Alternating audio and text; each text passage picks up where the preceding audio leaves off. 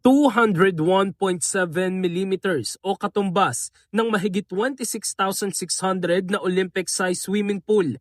Ganyan karami ang ulan na bumuhos sa Metro Manila nitong Lunes sa loob lamang na 5 oras dahil sa habagat. Kaya naman mabilis na tumaas ang tubig at nagdulot ng baha sa iba't ibang lansangan sa Metro Manila. 201 millimeter po ang bumagsak within 5 hours between 9 a.m. to 2 p.m. At ang bulk po niyan ay between 12 noon to 2 p.m. na 138 millimeter. Malaki po at mabilis yung binagsak ng ulan, kaya po maraming areas ang nabaha. Sa taas ng baha, gumamit na ng jet ski ang dalawang lalaking ito sa Loyola Heights sa Quezon City. Parang nasa resort naman ang mga batang ito na may patalon-talon pa sa tubig baha sa bahagi ng G. Araneta Avenue. Kung ikukumpara, 560 millimeters ng ulan ang naitala sa buong buwan ng Agosto noong nakaraang taon.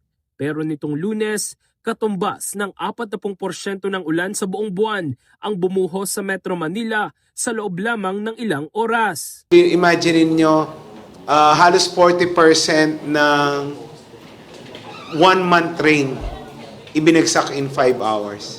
Kaya kung magpapatuloy ang ganitong intensity ng ulan sa mga susunod na oras o araw, ang sabi ng MMDA, ang ganito pong weather phenomena ay talaga pong mauulit at mauulit. At ganoon din po, mauulit po yung pagbaha.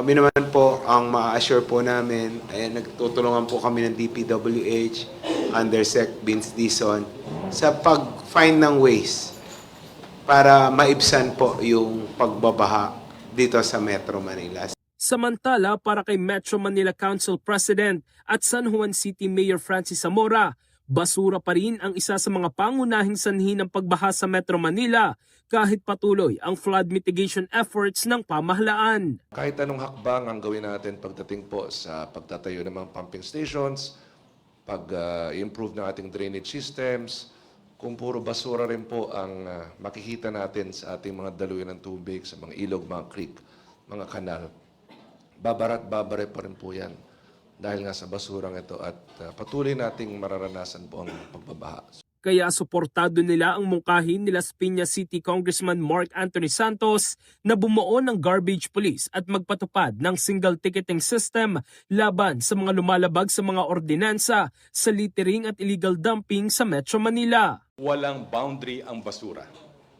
Garbage thrown in one city can eventually find its way into the drainage systems, creeks, rivers, and waterways that cross into neighboring communities. Ayon sa MMDA, bubuo sila ng technical working group para pag-aralan ang panukala. Pagsasama-samahin din ng iba't ibang ordinansa ng mga lokal na pamahalaan sa Metro Manila at itutugma sa mga umiiral na batas, kabilang ang Solid Waste Management Act at Clean Water Act. Plano rin iugnay ang panukala sa programa ni Pangulong Ferdinand Marcos Jr. na Waste to Energy. In the heart of changing lives, ako si Brigada Jigo Custodio ng 105.1 Brigada News of Manila, the Music and News Authority.